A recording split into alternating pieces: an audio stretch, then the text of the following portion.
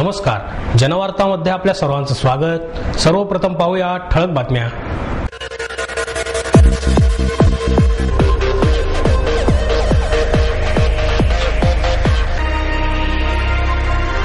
लोकांना ज्या गोष्टी सांगतो त्या अगोदर मी स्वतः आचरणात आणतो, त्यामुळेच आज मला यश मिळत आहे।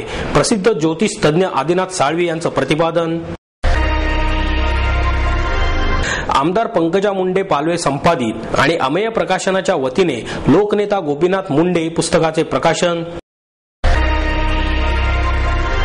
पुणे मनपाच्या पॅपिलॉन उद्यान आणि नाला सुशोभीकरणाचे उद्घाटन 8 मार्चला सकाळी 10:30 वाजता प्रसिद्ध अभिनेत्री डिंपल कपाडिया यांच्या हस्ते होणार। समाजकारण आणि राजकारणात 25 ते 30 वर्षे आयुष्य वेचल्यानंतरच नेतेपद मिळते, हे कार्यकर्त्यांनी लक्षात घेतले पाहिजे। उपमुख्यमंत्री अजित पवार यांचं मत।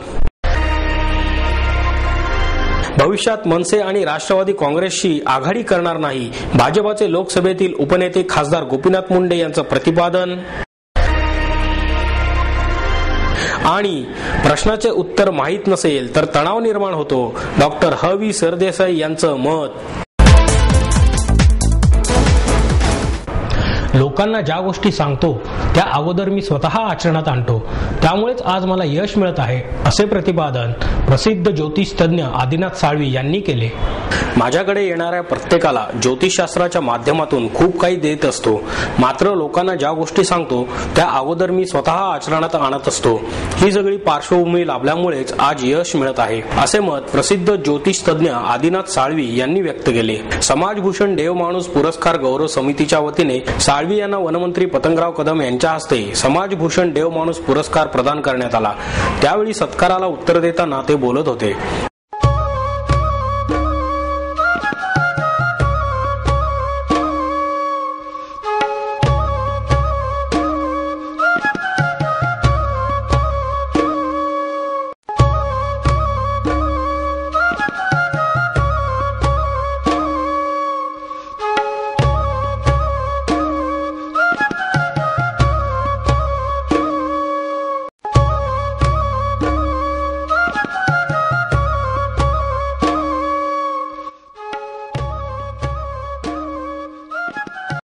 वनराईचे अध्यक्ष डॉक्टर मोहन दारिया, ज्योतिष तज्ञ प्रतिभा मोडक, वैशाली साळवी, रंगत संगत प्रतिष्ठानचे ॲडव्होकेट प्रमोद आडकर, प्रबोधन पुणेचे मिलिंद काची, सागर शिंदे, आकांक्षा सोशल वेलफेअर फाउंडेशनच्या डॉक्टर अपर्णा गोसावी, लोकहित प्रतिष्ठानचे राजन नायर, सावित्रीबाई फुले सामाजिक सेवा संस्थेचे किशोर कांबळे आणि स्वातंत्र्यवीर सावरकर जनहित प्रतिष्ठानचे बाळासाहेब कोळापटे यावेळी उपस्थित होते।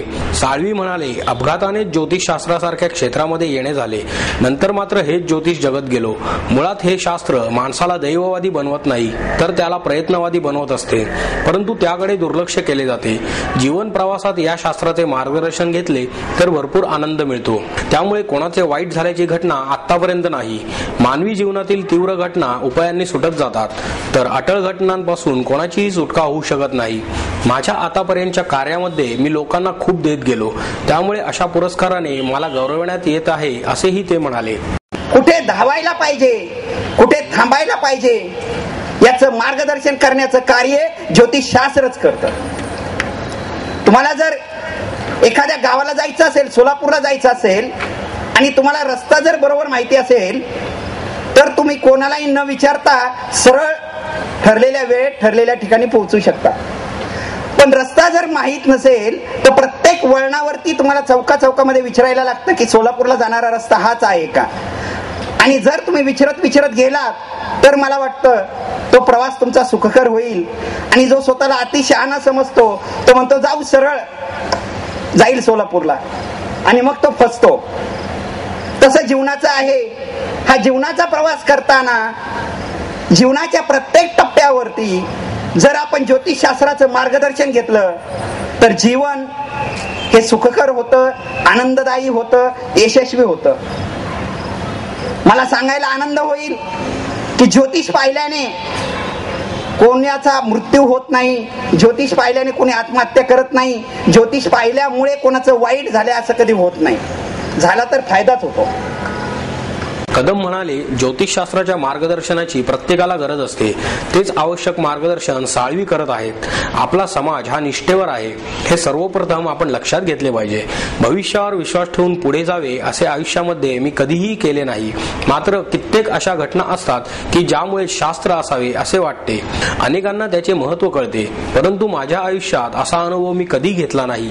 या सगळ्यामध्ये ज्योतिषशास्त्राने शास्त्राच्या कसोटीवर उतरणे तितकेच महत्त्वाचे आहे. प्रतिभा मोडक यांचेही यावेळी भाषण झाले. ॲडव्होकेट प्रमोद आडकर यांनी प्रास्ताविक केले, तर मंगेश वाघमारे यांनी सूत्रसंचालन केले.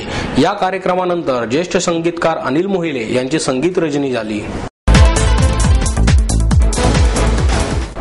आमदार पंकजा मुंडे पालवे संपादित आणि अमेय प्रकाशनच्या वतीने लोकनेता गोपीनाथ मुंडे या पुस्तकाचे प्रकाशन करण्यात आले. संघर्ष हा माझ्या जीवनाचा पाया आहे. संघर्ष करूनच वाईटावर मात करीत चांगल्याची निर्मिती करण्यासाठी मी प्रयत्नशील राहणार आहे. देशातील आणि महाराष्ट्रातील वातावरण निराळे आहे, त्यासाठी संघर्ष करावाच लागणार आहे. जबाबदार विरोधी पक्ष आणि प्रतिसाद देणारे सरकार आले तर देश झपाट्याने उत्कर्षाकडे वाटचाल करेल, असे मत लोकसभेतील उपनेते गोपीनाथ मुंडे यांनी व्यक्त केले. खासदार मुंडे यांच्या संघर्षमय जीवनाचा आलेख फोटोबायोग्राफीच्या माध्यमातून या पुस्तकात मांडण्यात आला आहे. ज्येष्ठ व्यंगचित्रकार मंगेश तेंडुलकर यांनी मुंडे यांचे काढलेले व्यंगचित्र त्यांना भेट देण्यात आले. संयुक्त संसदीय समितीत काम करण्याची संधी मिळाल्याबद्दल खासदार मुंडे यांनी ही काम करण्याची मोठी संधी असल्याचे नमूद करून आता महाराष्ट्रात पुन्हा येणार नसल्याचेही स्पष्ट केले.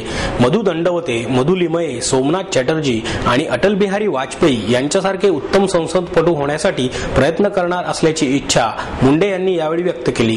माजी मुख्यमंत्री विलासराव देशमुख आणि आपण वेगवेगळ्या पक्षात असलो तरी आम्ही बालपणापासूनचे मित्र असून आमच्यावर कितीही टीका झाली तरी आमची मैत्री आजही कायम असल्याचे मुंडे म्हणाले.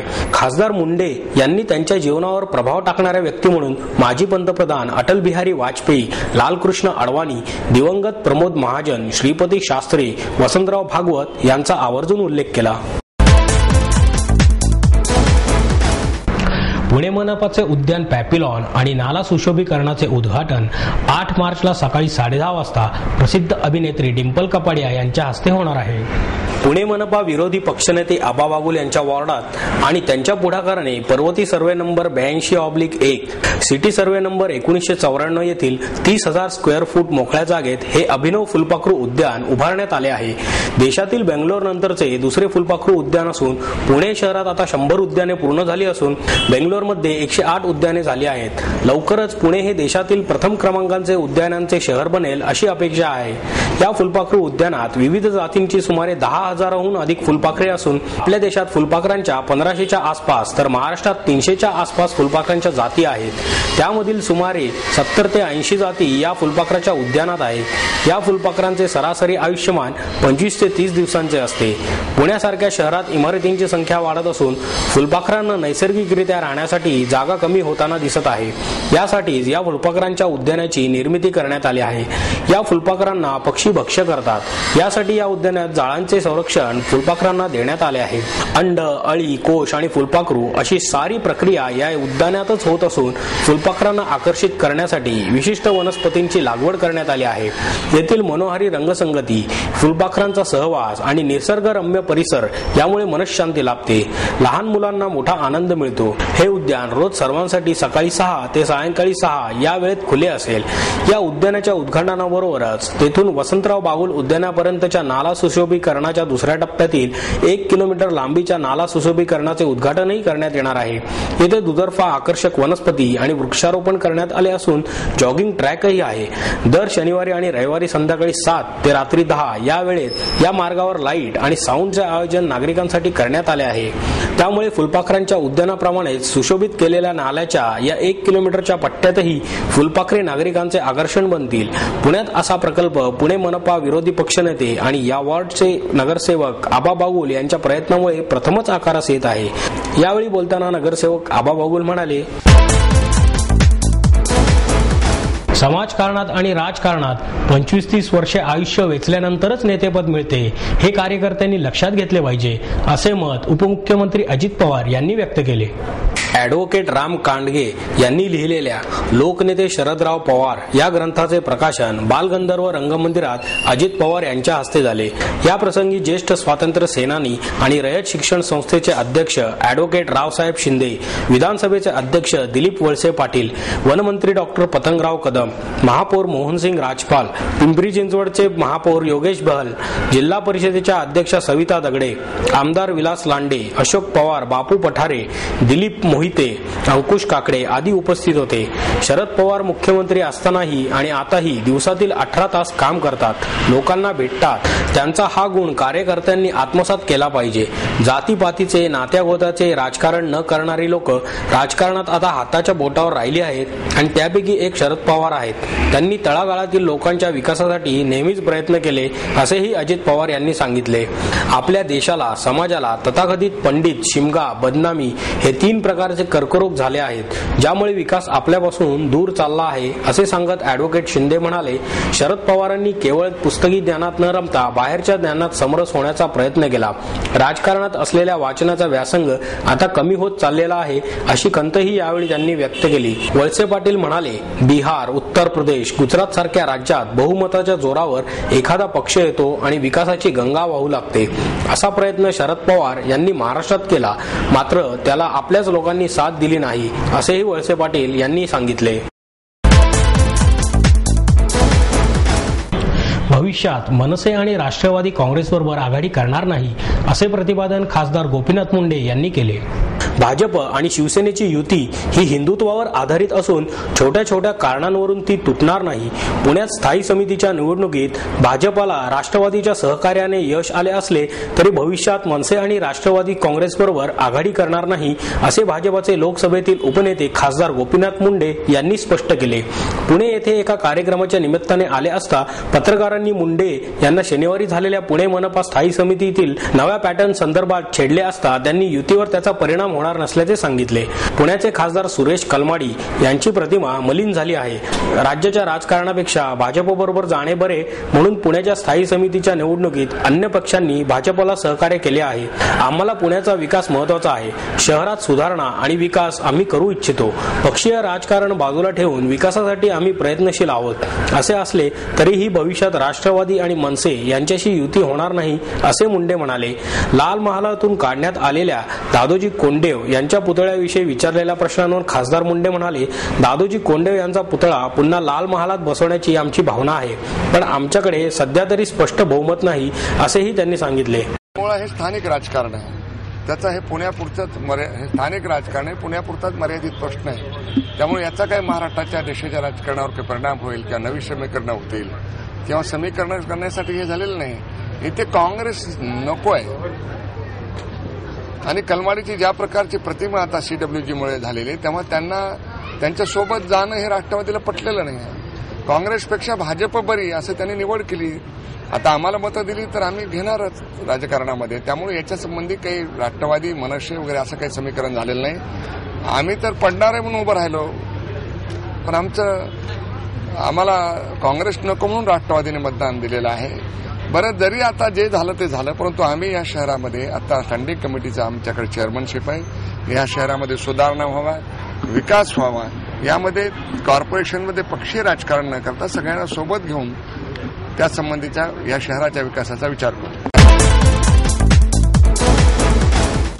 प्रश्नाचे उत्तर माहीत नसेल तर तणाव निर्माण होतो, असे मत डॉक्टर ह.वी. सरदेसाई यांनी व्यक्त केले। अमेय प्रकाशन, जीवनरंग प्रकाशन आणि क्रॉसवर्ड यांच्या वतीने संजय गोविलकर आणि स्नेहल गोविलकर लिखित स्टॉपवॉच पुस्तकाचे प्रकाशन डॉक्टर ह.वी. सरदेसाई यांच्या हस्ते करण्यात आले। यावेळी तणावमुक्त जीवनशैली या विषयावर मार्गदर्शन केले। अमेय प्रकाशनचे उल्हास लाटकर, लेखक संजय गोविलकर आदी मान्यवर उपस्थित होते। मनाला एखाद्या प्रश्नाचे उत्तर मिळाले नाही की तणाव निर्माण होतो। तणाव वाईट नसतो, व्यक्तीच्या प्रगतीसाठी तणाव आवश्यक असतो, परंतु तणावाची तीव्रता वाढली की त्याचा विपरीत परिणाम होतो. 175 वर्षांपूर्वीचा काळ आणि आताचा काळ यात जमीन आसमानाचा फरक झाला असून तणावाचे प्रमाण वाढले आहे. आपले आचार विचार व्यवसाय म्हणजे आपली जीवनशैली असल्याचे सरदेसाई यांनी सांगितले. सध्याच्या वेगवान प्रगतीच्या जगात बरेच काही विस्कळीत झाले आहे. 18 वर्षांच्या या व्यवसायात मला ज्याप्रमाणे सुचले तसे लिहित गेलो आणि या पुस्तकाची निर्मिती झाल्याचे मत गोविलकर यांनी व्यक्त केले. कार्यक्रमाचे प्रास्ताविक उल्हास लाटकर यांनी केले.